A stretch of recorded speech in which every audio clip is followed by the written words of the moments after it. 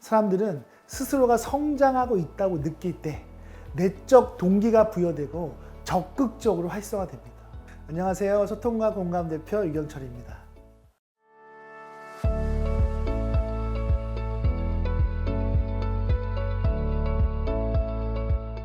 마인드셋은 우리의 마음이 세팅되어 있는 상태, 즉 삶을 바라보는 관점을 말합니다.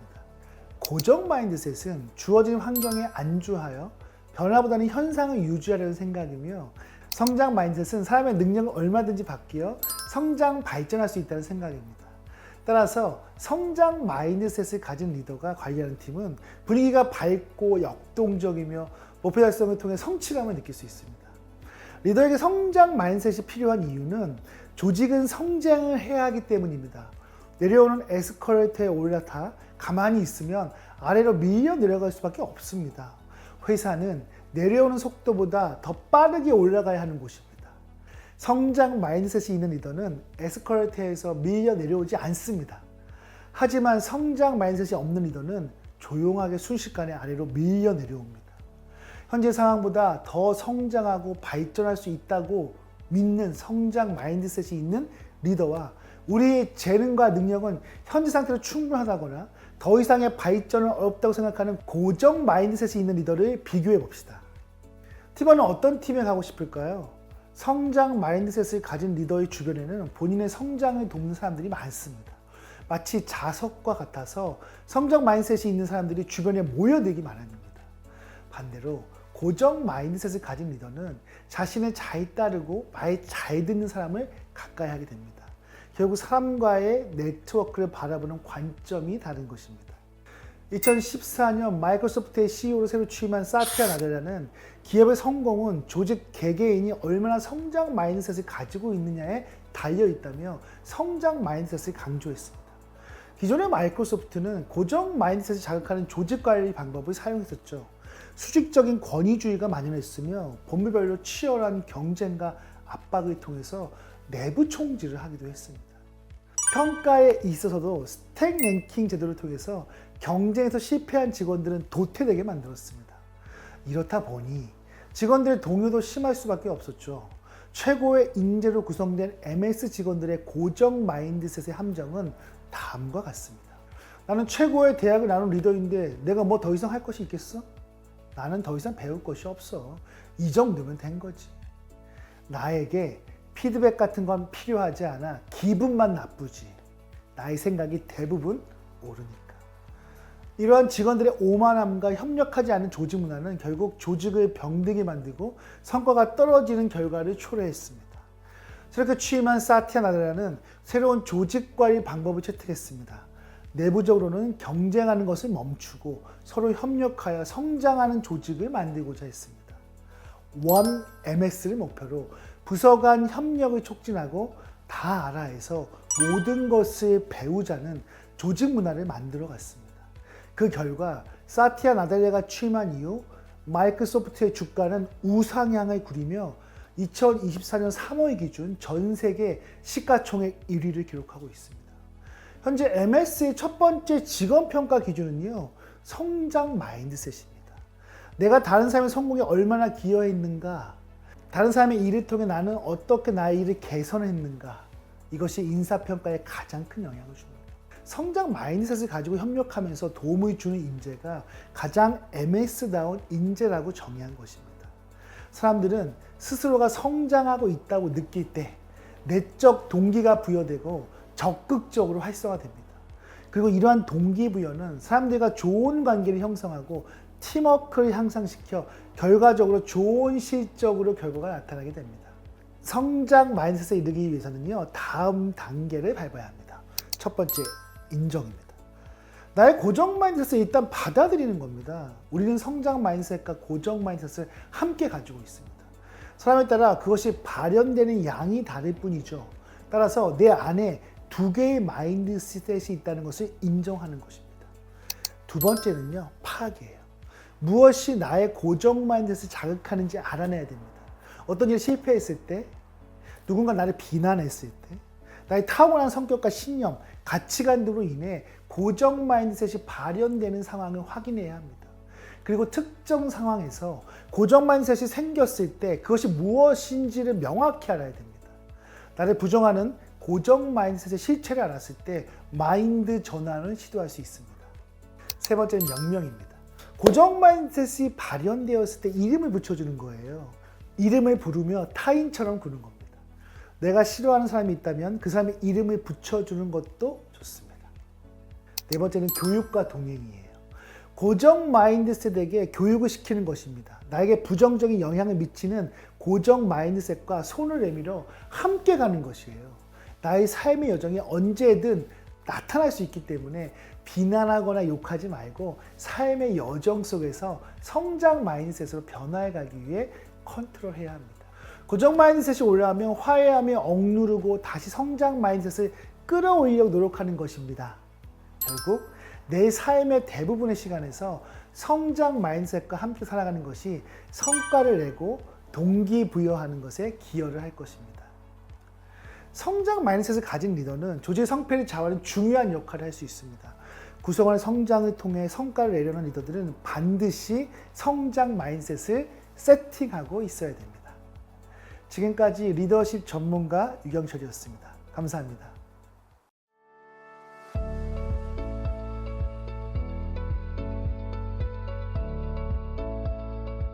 리더는 그냥 주어진 것이 아니라 리더의 자격이 있기 때문에 리더가 된 것이죠. 안녕하세요. 소통과 공감 대표 유경철입니다.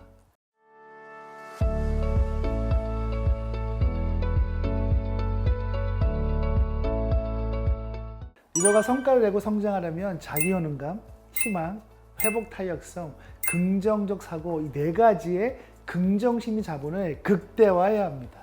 그럼 네 가지 긍정심리 자본에 대해서 한번 살펴보겠습니다. 먼저 희망입니다. 루당스와 유세프는 희망을 구체적인 상황에서 주어진 과업을 달성하려는 동기부여 상태, 즉 긍정적인 동기부여 상태라고 정의했습니다.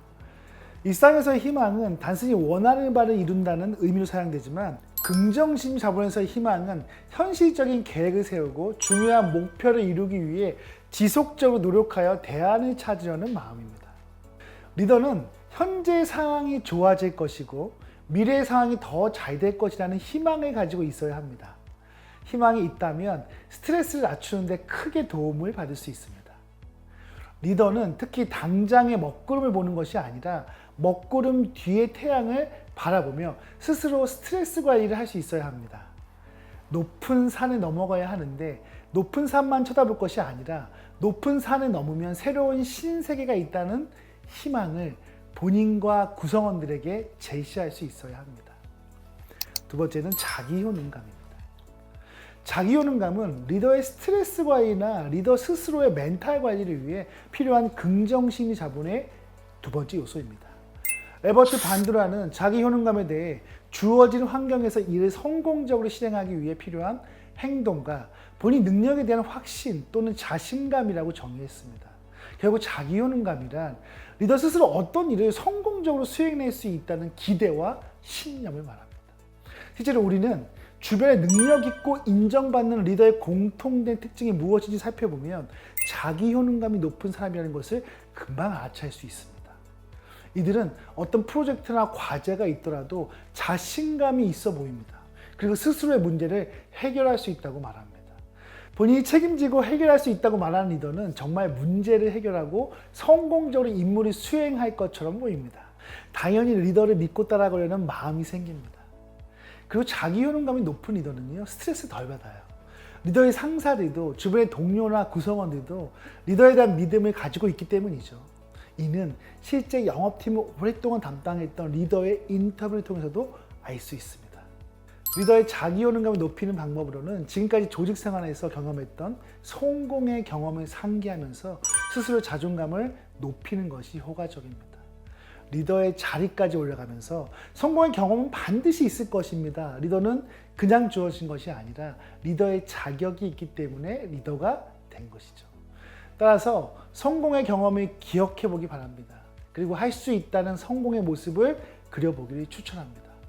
성공한 모습을 그려본다면 좀 더 자신감을 얻게 되고 스트레스를 잊을 수 있는 상태에 이르게 됩니다. 마지막으로 스스로 또는 주변에서 본인에게 칭찬할 수 있는 환경을 만들어 봅시다. 가족에게 칭찬을 받거나 친구나 동료에게 아니면 스스로에게 칭찬을 받는다면 자기효능감을 높이는데 분명히 도움이 됩니다. 세 번째는 회복 탄력성입니다. 리더는 아픕니다. 몸도 마음도 아픕니다. 때로는 속상하기도 하고 몸도 피곤하죠. 게다가 조직은 리더에게 지속적인 성과를 요구합니다. 리더를 대상으로 하는 교육을 진행하며 그들에게 애로사항을 물어보면 회사에서 계속해서 성과를 요구하다 보니 너무 피곤하다는 응답이 가장 많습니다. 이때는요, 마음의 근육을 키우는 것이 좋습니다. 건강한 몸을 위해 건강한 루틴을 만들어 가듯 리더에게는 스트레스를 극복해낼 수 있는 마음의 회복 탄력성이 필요합니다. 마음에도 근육이 있다면 스트레스에서도 빠르게 다시 회복할 수 있는 힘이 생깁니다.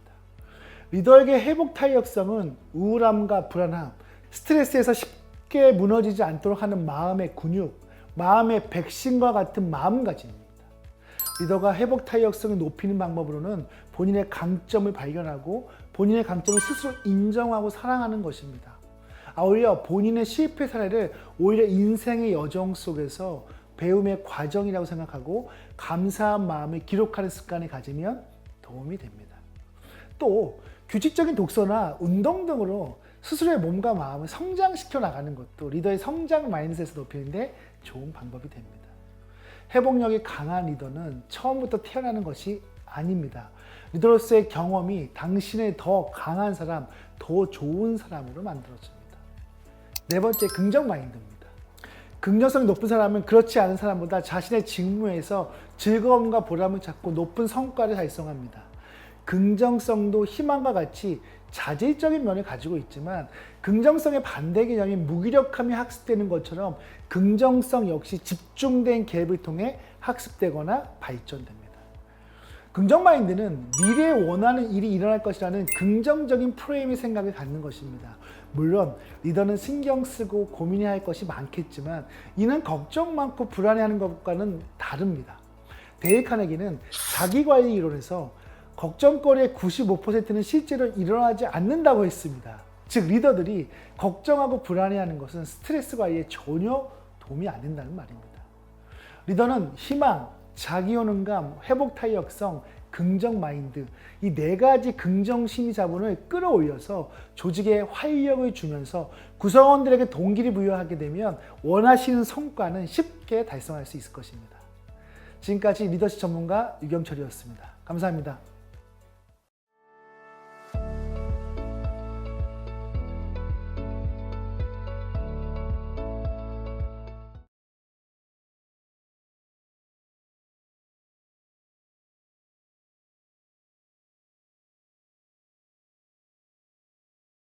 변화관리가 실패하는 대부분의 이유는 신뢰의 실패라는 것을 인식해야 합니다. 안녕하세요. 소통과 공감 대표 유경철입니다.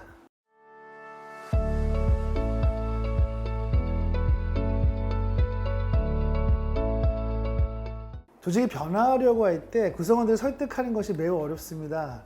그렇다면 구성원들이 조직의 변화에 저항하는 이유는 무엇일까요? 그 이유를 알면 변화에 대해 유연하게 적용할 수 있을 것입니다. 첫째, 조직과 리더에 대한 신뢰가 부족합니다. 구성원들이 변화에 저항하는 가장 큰 이유는 변화를 제안하고 추진하는 조직이나 리더에게 신뢰가 없기 때문입니다. 변화를 한다는 것은 지금까지 편하게 유지되었던 현상들을 바꾸기 위해 시간과 에너지를 써야 하는 것이죠. 따라서 변화의 결과가 좋은 모습이어야 한다는 믿음이 있어야 동참할 수 있습니다. 이때 리더의 신뢰가 바탕이 된다면 힘들어도 한번 해보자 하는 마음이 들 것입니다. 그러나 조직이나 리더에 대한 신뢰가 부족하면 아우 나만 고생할 거야 라는 생각에 동참하기 싫어집니다. 변화관리가 실패하는 대부분의 이유는 신뢰의 실패라는 것을 인식해야 합니다. 두 번째는 이해관계에 대한 불편함이죠. 지금까지 쌓아왔던 자신의 지식이나 전문성이 쓸모없는 것이 되거나 지위, 권력, 혜택이 사라져버릴 가능성이 있으면 저항합니다. 사람들은 누구나 자신이 가진 것을 지키고 싶어 합니다. 변화로 인해 그것을 잃게 된다면 불안해지며 어떤 방식으로든 그것을 지키기 위해 저항하게 됩니다. 세 번째, 변화는 언제나 실패할 것이라는 신념입니다. 과거에 변화의 실패를 경험했거나 리더가 일관성 없는 리더십을 발휘했을 때 변화는 실패할 거라는 신념을 갖게 됩니다. 이러한 실패 경험은 부정적인 인식을 심어주고 변화에 대한 강한 저항의식으로 남게 됩니다. 네 번째는 통제에 대한 저항이죠. 변화를 추진하다 보면 구성원의 행동을 통제하고 자율성을 저해하는 제도들이 만들어집니다. 자유롭게 일하고 싶은 사람의 마음을 억제하고 하고 싶은 것을 하지 못하게 만든다면 적대감이 생길 수밖에 없습니다. 다섯 번째는요, 비용에 대한 부담이에요. 변화에 실패하게 되면 비용은 손실이 큽니다. 비용이 커질수록 리스크가 커지기 때문에 성공할 가능성이 적은 변화에 대해 거부감을 가지게 됩니다. 따라서 비용에 대한 거부감 때문에 실패할 확률이 높다고 생각하면 변화하지 않으려고 합니다. 변화가 이를 효과적으로 하기 위해서는요, 리더와 구성원들에게 자기인식을 높일 수 있는 정보를 지속적으로 제공하여 변화 친화적인 조건과 환경을 만들어줘야 됩니다. 첫 번째는 변화할 수 있는 환경을 만드는 건데요. 칩 힙스와 데니스는 변화는 사람 문제인 것 같지만 실은 상황의 문제인 경우가 많다. 리더는 구성원 개인의 문제보다 먼저 환경과 상황을 바꾸거나 조정하는 노력이 필요하다고 말했습니다. 변화를 추진하려고 할 때 변화를 전혀 할 수 없는 환경이나 조건이라면 아무리 노력해도 변화 추진은 실패할 것입니다. 따라서 변화를 할 수 있는 환경을 먼저 조성하는 것이 성공의 지름길입니다. 두 번째는 구성원들에게 심리적 안정감을 주는 것입니다. 구성원들이 말을 하지 않는 것보다 말을 하는 것이 더 이익이 된다고 느끼게 만들어야 합니다. 구성원들이 어떤 말이라도 들어줄 수 있는 담대한 리더십이 발휘될 때 변화는 가능합니다. 구성원들에게 심리적 안정감을 주어 조직에서는 어떤 말도 할 수 있다는 문화가 결국 변화 추진을 성공적으로 이끌 것입니다. 세 번째는요, 구성원에게 질문과 코칭을 하는 거예요. 질문을 활용하는 것은 구성원들이 자신의 문제와 변화에 대해 논리적 또는 감정적으로 재평가하는 데 도움을 줍니다. 리더는 구성원에게 왜 변화해야 하는지에 대해 질문을 하고 그들의 생각을 충분히 들어봅니다. 질문을 통해 변화에 대한 의견을 듣고 좋은 내용들은 반영할 수 있습니다. 그리고 코칭 스킬을 통해 구성원들과 지속적으로 소통하면서 변화를 추진할 수 있습니다. 네 번째는요, 관찰하며 피드백을 제공하는 거예요. 구성원이 업무이해 경쟁자와 비협력적으로 일하면서 갈등을 유발해 몇 번 불러 협력적으로 일하는 것의 중요성을 강조하며 변화를 요구했지만 그럼에도 변화가 없으면 어떻게 하겠습니까? 이러한 경우는 구성원이 자신의 문제를 의식하지 못하거나 모르는 상태이므로 객관적인 관찰을 통해 꾸준히 피드백을 제공해야 합니다. 변화의 성공은 리더의 꾸준한 관심과 진정성이 바탕이 될 때 가능합니다. 신뢰를 바탕으로 구성원들에게 진심을 보여주고 말이 아닌 행동으로 보여주면 따라옵니다. 이성보다는 감성에 더 설득된다는 것을 명심하시기 바랍니다. 조직의 변화와 혁신을 이루는 것은 언제나 어렵습니다. 그러나 리더와 구성원은 꾸준히 대화하고 협의하면서 서로에게 가장 효과적인 목표를 찾아서 윈윈을 하게 되면 어떠한 변화도 이뤄낼 수 있을 것입니다. 지금까지 리더십 전문가 유경철이었습니다. 고맙습니다.